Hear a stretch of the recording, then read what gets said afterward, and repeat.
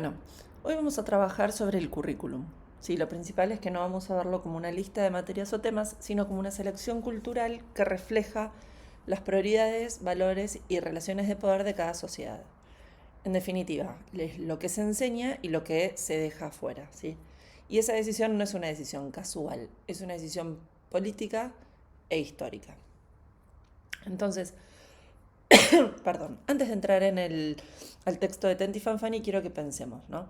Cuando estábamos en la escuela, ¿cuáles son las materias que recordamos como materias principales, como materias importantes? Y por otro lado, ¿cuáles eran materias secundarias, no tan importantes? Entonces, ¿qué quiere decir? Que desde el momento en el que podemos darle un cierto orden y una cierta prioridad, digamos, a estas materias, podemos notar también que lo que el currículum hace no es ni más ni menos que jerarquizar saberes, ¿sí? Esta discusión sobre el currículum no es una discusión nueva, sino ya Emil Durkheim, desde fines del siglo XIX, decía que la educación es una socialización metódica de las nuevas generaciones. ¿Sí? Desde ese momento la escuela no solo transmite saberes, sino que en realidad lo que busca es formar ciudadanos funcionales al orden social. Más tarde aparecen autores como Philip Jackson que hablaron del currículum oculto. ¿Sí? Alguno de ustedes lo nombró en clase la semana pasada. ¿Y qué es ese currículum oculto? Es todo el conjunto de normas y valores que aprendemos, pero que no están realmente escritos. ¿Sí? Por ejemplo, el formar fila, el pedir permiso, el hablar cuando nos autorizan, entre un montón más. Entonces, ¿cuáles son los objetivos de la clase?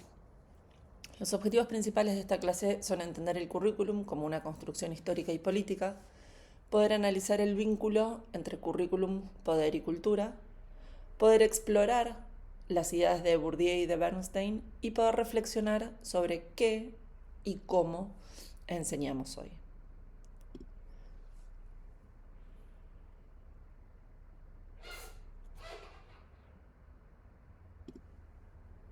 Entonces, comencemos con la perspectiva histórica, ¿sí?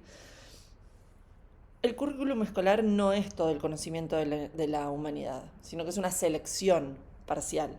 Tenti lo que explica es que de todo el acervo cultural, científico, técnico y artístico, lo que hace la escuela es elegir ciertos saberes y legitimarlos. Pero ¿en base a qué se hace esta selección? Bueno, esta selección se hace en base a los intereses políticos, sociales y culturales de cada momento, ¿sí? En la Edad Media, ¿quién controlaba la iglesia? También lo hablamos el otro día en clase, ¿no? Decíamos que la iglesia, ¿quién cultura? Perdón, ¿quién controlaba la escuela? La escuela la controlaba la iglesia, ahí estamos. ¿Sí? La iglesia monopolizaba la educación. Entonces, lo principal, la pedagogía principal era la pedagogía conventual. Eran los monasterios los espacios pedagógicos sistemáticos. Y estos monasterios tenían dos objetivos principales y muy claros. Por un lado, buscaban inculcar y transmitir los valores religiosos, ¿sí? Los valores de la fe. Pero por otro lado, buscaban también disciplinar cuerpos. Y lo que habíamos dicho también era que no era una educación masiva, sino que era una educación limitada y limitada solamente a la élite, ¿sí? Estaba destinada a la élite. Después con el Estado moderno, ¿sí? Especialmente en el siglo XIX, dijimos que el conocimiento comienza a secularizarse, la escuela se convierte en una herramienta para construir ciudadanos y aparece el Estado-Nación que comienza a centralizar la educación. En el siglo XIX, esta escolarización masiva se convierte finalmente en esta herramienta de construcción ciudadana, ¿sí? ¿Qué es lo que plantea Durkheim acá? Durkheim lo que dice es que la educación socializa al individuo, ¿sí? En el caso de Argentina, Sarmiento defendía la educación escolarizada y obligatoria. Entonces, a diferencia de Alberdi, que confiaba más en la experiencia social, en 1884 se sanciona la ley 1420, que estableció que la escuela era o debía ser pública, gratuita y laica, reflejando ese proyecto civilizador. Es decir, que lo que buscaba era integrar a los inmigrantes, enseñar una lengua nacional para unificar todas las lenguas que venían, buscaba homogeneizar la cultura. ¿Para qué? Para poder formar ciudadanos integrando también a todos los inmigrantes. Sarmiento lo que decía era que había que educar al soberano, ¿sí? Para él la escuela era una institución moralizadora y de progreso. Todo este proceso nos demuestra que el currículum es una construcción histórica, ¿sí? Y hoy todavía seguimos heredando muchas de esas decisiones. Por ejemplo, el tema de las materias jerarquizadas, las diferentes formas de evaluación, los diferentes modos de enseñar, ¿sí?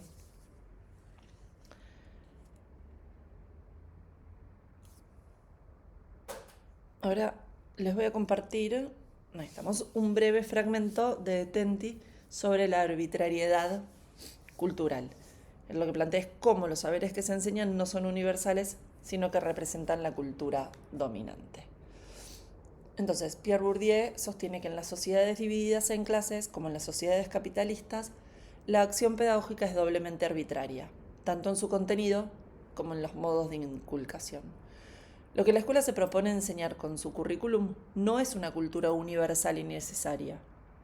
Los conocimientos del programa escolar no se deducen de la naturaleza de las cosas, no son únicos ni obvios. Son un subconjunto de la cultura acumulada, resultado de una selección. Podrían enseñarse otros conocimientos, valores y concepciones del mundo. El programa escolar oficial se corresponde de manera mediata y compleja con los intereses materiales y simbólicos de los grupos dominantes. La noción de arbitrariedad introduce una distinción entre saberes. Unos son legítimos y dominantes y otros subordinados. Además, el modo de inculcación también es arbitrario. El modelo pedagógico dominante es solo uno entre varias estrategias posibles. Los saberes y los métodos que hoy parecen dominantes, en otro contexto podrían ser secundarios.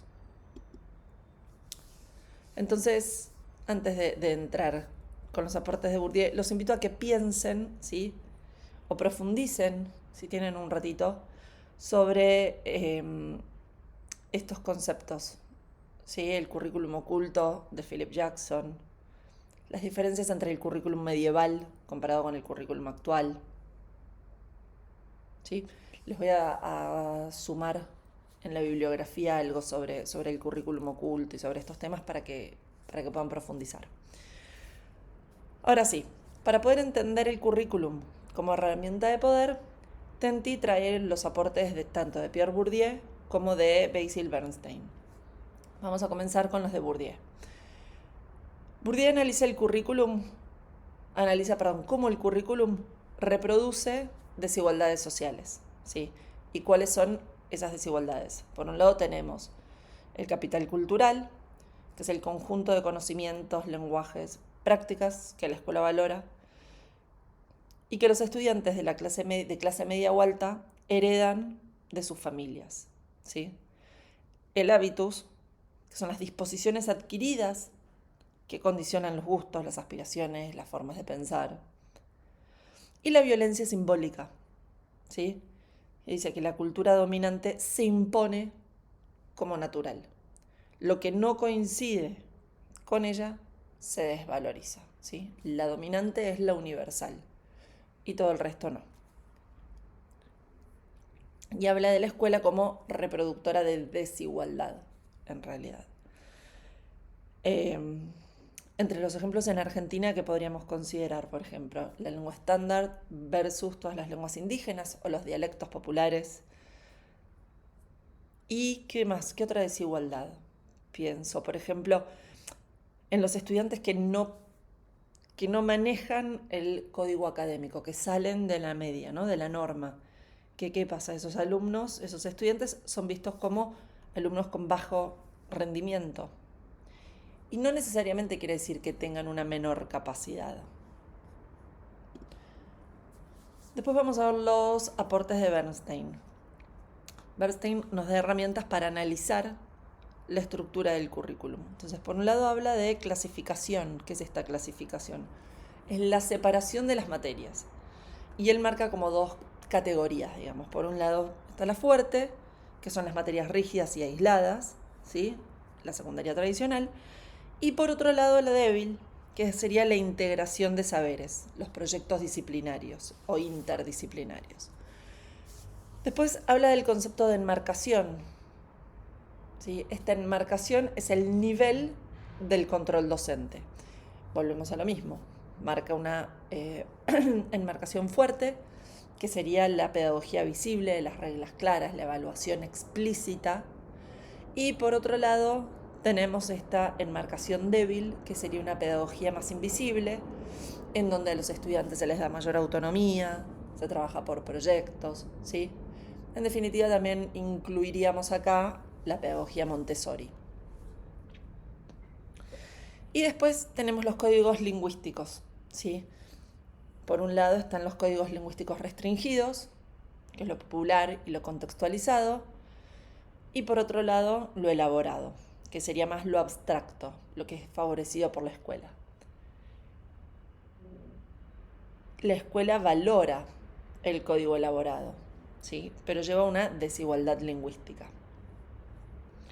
En el caso de Bernstein estudió barrios obreros en Inglaterra, ¿sí? Y lo que quiso mostrar a través de sus estudios fue que el lenguaje y el desarrollo de este lenguaje tiene una influencia mayor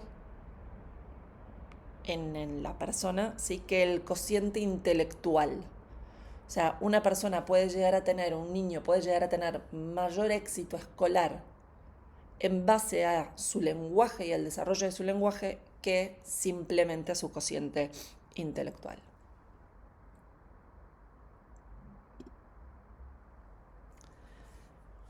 Entonces, les voy a dejar algunas preguntas para reflexionar, después las vamos a compartir en el foro, pero quiero que piensen en una materia cualquiera del currículum actual.